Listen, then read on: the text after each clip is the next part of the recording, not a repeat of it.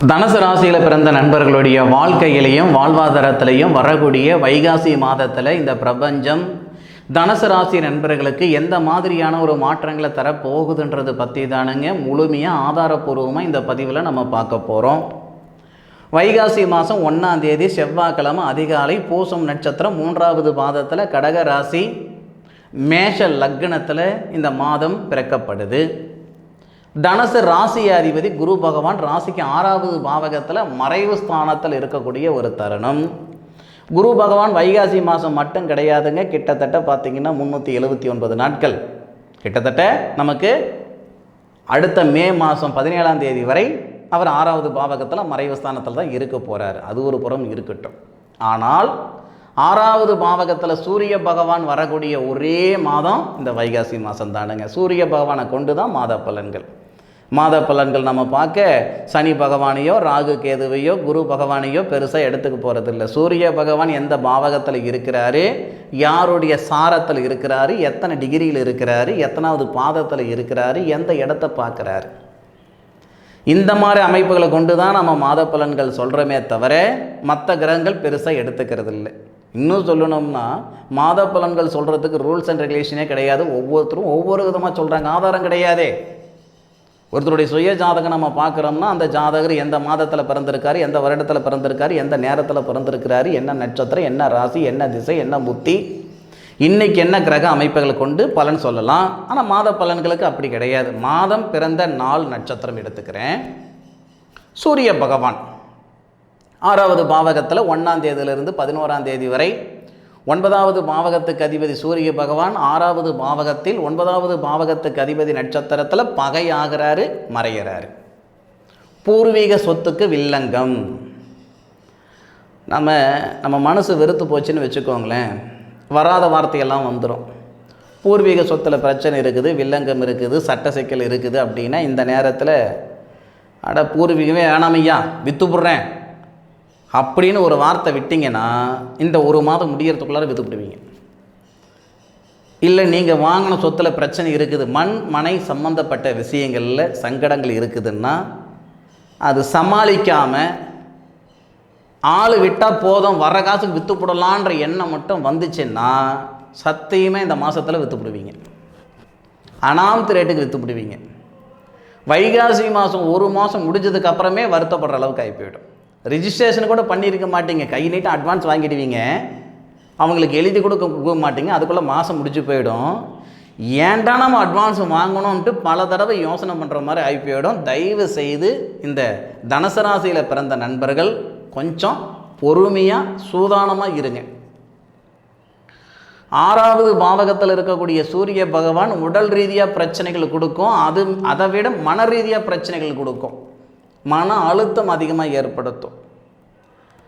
நமக்கு நேர காலங்கள் நல்ல விதமாக இருந்ததுன்னு வச்சுக்கோங்களேன், எதை பற்றியும் நினைக்க மாட்டோம், எதையும் யோசனை பண்ண மாட்டோம். நேர காலங்கள் கொஞ்சம் மோசமாக இருந்ததுன்னு வச்சுக்கோங்களேன், நமக்கு முன்னுக்கு இருக்கிறவனை தான் பார்ப்போமே தவிர பின்னுக்கு இருக்கிறவனை பார்க்க மாட்டோம். நமக்கு முன்னுக்கு இருக்கிறவன் ஹோண்டா சிட்டி காரில் வராரு அப்படின்னா நாம ஏன் அந்த மாதிரி வரக்கூடாது அப்படின்ற எண்ணங்கள் தான் அதிகமாக வரும். இது இயல்பு. தனுசு ராசியில் பிறந்த நண்பர்களுக்கு 6வது பாவகத்தில் கிட்டத்தட்ட 4 கிரகங்கள் இந்த மாதத்தில் வந்துடும். 7 கூடிய கிரகம் திருமண ஸ்தானாதிபதி, திருமண காரகன் 6ல் மறைகிறாங்க. சுக்கிரன் திருமண காரகனுங்க, புதன் திருமண ஸ்தானாதிபதி. சுக்கிரன் 6ஆம் தேதி வராரு, புதன் 18ஆம் தேதி வராரு. திருமண ஸ்தானாதிபதியும் திருமண காரகனும் 6வது பாவகத்தில் சூரிய பகவானோடு சேர்ந்து அஸ்தமனம் ஆவாங்க. அப்போது கணவன் மனைவிக்குள்ளார ஒரு சில சங்கடங்களை கொடுத்துரும், காதலர்கள் இடையிலேயே ஒரு சில சங்கடங்களை கொடுத்துரும். முடிஞ்ச அளவுக்கு இந்த மாதத்தில் கொஞ்சம் விட்டு கொடுக்க மனப்பான்மை இருக்கணும். யாருக்கும் அடங்கி போகிறோம், யார் சொல்கிறதோ கேட்டுக்கிட்டு வாயை மூடிக்கிட்டு வரும். இந்த நேரத்தில் கணவன் சொல்கிறது மனைவியோ அல்லது மனைவி சொல்கிறது கணவனோ கொஞ்சம் கேட்டு பொறுமையாக இருந்தீங்கன்னா உங்கள் வாழ்க்கை நல்லா இருக்கும். இல்லையா வாழ்க்கையும் கெட்டு போயிடும், வாழ்வாதாரமும் கெட்டு போயிடும். பார்த்துக்கிடுங்க. என்ன சார் பயமுறுத்துகிற மாதிரி சொல்கிறீங்க? பயப்படுறதுக்காக நான் சொல்லலைங்க, பாதகம் ஆகிடக்கூடாதுன்றதுக்காக தான் இந்த வார்த்தை நான் சொல்கிறேன். அதனால் இந்த சொத்து பத்து கைமீறி போகாமல் பார்த்துக்கோங்க. கணவன் மனைவிக்குள்ளார கருத்து வேறுபாடுகள் வராமல் பார்த்துக்கோங்க. அதுபோக இந்த வாகனம், ஏன்னா வாகன ஸ்தானாதிபதி அப்படின்னு நம்ம யார் சொல்லுவோம்னா லாபஸ்தானாதிபதி, அதாவது குருவு சொல்லுவோம். தனுசு ராசிக்கு 4வது பாவகத்துக்கு அதிபதி தானே. இரும்பு காரகன் அப்படின்னா நம்ம சனி பகவானை சொல்லுவோம். சனி பகவான் 3வது பாவகத்தில் இருக்கார். 4வது பாவகத்துக்கு அதிபதி குரு பகவானுடைய சாரம் வாங்குறாரு. சனி பகவான் குரு பகவான் 2 பேருமே 12வது பாவகத்தை பார்க்குறாங்க. விரயம் நிறையா கொடுக்குன்னு சொல்லுது. விரய செலவுகள் கொடுக்குது அப்படின்னா நமக்கு அவசியம் எது அத்தியாவசியம் எது அப்படின்னு தெரியும். அவசியம் ஓகே, அத்தியாவசியம்னு ஒன்று இருக்குது. அவசியம்ன்றது 1 வருஷம் கழிச்சு கூட வாங்கிக்கலாம். அவசியம்ன்றது 2 வருஷம் கழிச்சு கூட நம்ம வாங்கிக்கலாம். இது அவசியமானது. அத்தியாவசியம் அப்படின்றது நாளைக்கே வாங்கணும், இல்லை இன்றைக்கே வாங்கணும், அது அத்தியாவசியம். அத்தியாவசியம் என்னவோ அதில் இன்வெஸ்ட்மெண்ட் பண்ணுங்கள். அவசியத்துக்கு கொஞ்சம் காலம் கழித்து நம்ம இன்வெஸ்ட்மெண்ட் பண்ணலாம். அனாமத்துக்கு தயவு செய்து பண்ண வேண்டாம். ஏன்னா புதன், சுக்கிரன், சூரியன், குரு இந்த 4 கிரகங்களுடைய பார்வை உங்கள் ராசிக்கு 12வது பாவகத்தில் படும். இந்த 4 கிரகங்களும் 6வது பாவகத்தில் மறைகிறாங்க. இதில் முக்கியமான சமாச்சாரம் என்னென்னா, புதன் தொழில் ஸ்தானாதிபதி. உங்கள் ராசிநாதனான குரு அதாவது சுபஸ்தானாதிபதி. சுக்கிரன் லாபஸ்தானாதிபதி. சூரியன் நமக்கு பிதிருஸ்தானாதிபதி. இந்த மாதிரி ஒரு முக்கியமான கிரகங்கள் எல்லாமே 6வது பாவகத்தில் மறையுது. புதன், சுக்கிரன், குரு இந்த 3 கிரகங்களும் அஸ்தமனமாகுது சூரிய பகவானோட சேர்ந்து. இந்த மாதிரி ஒரு சூழ்நிலைகள் இருக்கிறதுனால என்ன இருக்குதோ அதை அப்படியே நம்ம வச்சு வண்டி உருட்டிக்கலாம். புதுசாக செய்யணும்னு நினச்சிங்கன்னா இந்த 1 மாதத்தில் யோசனை பண்ணி பண்ணுங்க. ஏற்கனவே செஞ்சு போட்டுங்க, பாதி வேலை முடிஞ்சு போச்சுங்க அப்படின்னா மீத வேலை இந்த மாதம் இதோ தடு மாதிரி செஞ்சுக்கலாம். புதுசாக தொடங்கணும்னா யோசனை பண்ணி பண்ணுங்க. அதுபோக யாருக்காவது நம்ம உதவி பண்ணணும், உதவி பண்ணுறதுல தப்பு இல்லைங்க. ஆனால் நம்மக்கிட்ட இல்லை, அடுத்தவங்கிட்ட வாங்கி உதவி பண்ணணுன்ற அளவுக்கு அவசியம் கிடையாது. நம்ம வீட்டு பணத்தை கொடுத்துவிட்டு அவங்க பின்னாடி நாயா பேயா அலையிற மாதிரி வரும். அவசியம் இல்லாத ஒரு விஷயம், பார்த்துக்கணும். இல்லைன்னு சொன்னால் அன்னைக்கு சங்கடம், மறுநாள் சங்கடம், 10 நாள் தான் சங்கடம் இருக்குன்னு கொடுத்தீங்கன்னா 1 வருஷம் 2 வருஷம் 10 வருஷம் சங்கடம் இருந்துக்கிட்டே இருக்கும். பார்த்துக்கோங்க. அதுபோக இந்த வேலைக்காக பணம் கட்டுற விஷயங்கள் இருக்க தான் செய்யும். அது ஒரு சிலருக்கு அது மனசுக்குள்ளே இருக்குது. நாம் தான் நமக்கு தான் சரியான வாழ்வாதாரம் அமையலை, வாழ்க்கை அமைஞ்ச அளவுக்கு வாழ்வாதாரம் அமையலை, நம்ம பிள்ளைகளுக்காவது நல்ல விதமான வாழ்வாதாரம் அமைஞ்சு விடணும். ஏன்னா இப்போ ரிசல்ட் வந்திருக்குது. சீட்டுக்காக பணம் கட்டுறவங்களும் இருக்க தான் செய்கிறாங்க. இல்லை படித்து முடித்தவங்க வேலை வாய்ப்புக்காக பணம் கட்டுறவங்க இருக்க தான் செய்கிறாங்க. கொஞ்சம் சிந்தித்து செயல்படுங்க. நேர காலங்கள் உங்களுக்கு சாதகமாக கிடையாது, பாதகமாக இருக்குது. யோசனை பண்ணி பண்ணுங்க. அதுபோக இந்த வேலை வாய்ப்பு, ஏன்னா தொழில் ஸ்தானாதிபதி புதன் 6ல் மறைகிறாரு. வேலை வாய்ப்பு இந்த நிமிஷம் வரைக்கும் நல்லா தான் போய்கிட்டு இருக்கோம். இந்த தனுசு ராசியில் பிறந்தவங்களுக்கு இந்த மாதம் தொடங்கின உடனே என்ன ஆகும்னா, நமக்கான ரோல் இல்லையே, நமக்கான ஒரு இடம் கிடையாது, நம்ம உழைப்புக்கு தகுந்த உயர்வு இல்லையே, வாழ்க்கைக்கேற்ற வளர்ச்சி இல்லையே அப்படின்ட்டு இடமாற்றங்கள் ஆகலாமா, வேலை மாற்றங்கள் ஆகலாமான்ற எண்ணமெல்லாம் நிறைய வரும், நிறைய யோசனைகள் வரும். வேலை இருந்து அந்த வேலைக்கு இடமாற்றம் ஆகிறீங்கன்னா சந்தோஷம். இருக்கிற வேலையை விட்டுவிட்டு புதுசாக வேலைக்கு தேடலாம் நினச்சிங்கன்னா சங்கடமாகி போயிடும். அதனால் கொஞ்சம் யோசனை பண்ணி தொழில் ஸ்தானத்தில் கொஞ்சம் அடுத்த கட்டத்துக்கு போகிறதுக்கு முயற்சி பண்ணுங்கள். முக்கியமான ஒரு விஷயம் என்ன அப்படின்னா, வாகனம் கூட இந்த மாதம் எடுக்கிறது அடுத்த மாதம் கூட எடுத்துக்கோங்க.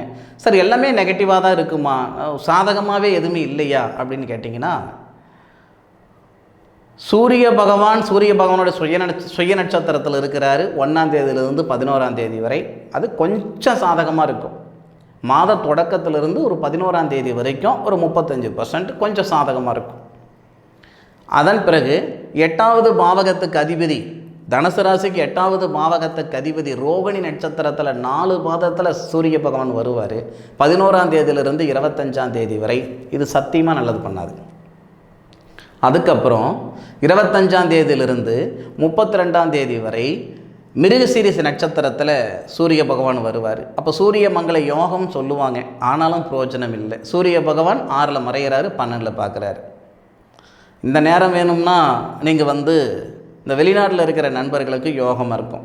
உள்நாட்டில் இருக்கிற நண்பர்களுக்கு இல்லை, வெளி மாநிலத்தில் இருக்கிற நண்பர்கள் இல்லை வெளிநாட்டில் இருக்கிற நண்பர்களுக்கு ஒரு நல்ல பிராத்தமாக இருக்கும். வைகாசி மாதம் 25ஆம் தேதியிலிருந்து வைகாசி மாதம் 32ஆம் தேதி வரை. ஐயா, நல்லது ஒரு மாதம் கழித்து கூட நடக்கட்டுங்க. ஆனால் கெட்டது நடக்காமல் இருக்கணும், நடக்கக்கூடாதுன்றதுக்காக தான் நம்ம போராடணும். ஜோதிடம் அப்படின்றது வரக்கூடிய விஷயங்களை தெரிஞ்சுக்கிறதுக்காக தானுங்க. நாள் பார்த்து நட்சத்திரம் பார்த்து ஒரு சுபகாரியம் பண்ணுற மாதிரி, பட்டம் பார்த்து பயிர் செய்கிற மாதிரி நம்மளுடைய கிரக அமைப்புகளுக்கு தகுந்த மாதிரி தான் நம்மளுடைய வாழ்க்கையை நம்ம வாழ்ந்துக்கிடணும். தனுசு ராசியில் பிறந்த நண்பர்களுக்கு இந்த மாதம் கொஞ்சம் பாதகமாக தான் இருக்குதே தவிர சாதகமாக கிடையாது. நான் பாதகமாக இருக்குது அப்படின்ட்டு கமெண்ட்டில் 4 பேர் 40 விதமாக சொல்ல தான் செய்வீங்க. சத்தியமாக அதை பற்றி நான் கவலைப்படலிங்க. ஏன் அப்படின்னா, ஒரு விஷயம் நடந்ததுக்கப்புறம்தான் அது உண்மையாக பொய்யான்னு தெரியும். நடக்கிறதுக்கு முன்னாடி 1000 பேர் 1000 விதமாக சொல்லுவாங்க. நடக்கக்கூடாதுன்றதுக்காக தான் இந்த நேரத்தில் இந்த பதிவு கொடுக்குறேன். பத்திரமா பாதுகாப்பாக கரெக்டான ஒரு முறையில் நம்ம இருந்துக்கிட்டோம்னா நம்மளுடைய வாழ்க்கையே நல்லா இருக்கும், வாழ்வாதாரமும் நல்லா இருக்கும். உங்களுடைய சுய ஜாதகத்தில் இருக்கக்கூடிய கிரக அமைப்புகளுக்கு தகுந்த மாதிரி மாற்றங்கள் இருக்க தான் செய்யும். ஆனாலும் ஓரலாக பொது பலன், கோச்சார பலன் அப்படின்னா தனுசு ராசி நண்பர்களுக்கு சாதகமாக கிடையாது. சரி நண்பர்களே, என்னுடைய காணொலியை முழுமையாக பார்த்தமைக்கு மனசிலிருந்து மனமார்ந்த நன்றிகளை சொல்லிக்கிறேனுங்க. மீண்டும் அடுத்த ஒரு அற்புதமான தருணத்தில் உங்கள் அனைவரையும் சந்திக்கும் வரை உங்களிடமிருந்து விடைபெறுவது உங்கள் வீட்டு ஜோதிட நண்பனான மா காளிதாஸ் மணிகண்டன். திருச்சிற்றம்பலம். வாழ்க வையகம், வாழ்க வளமுடன்.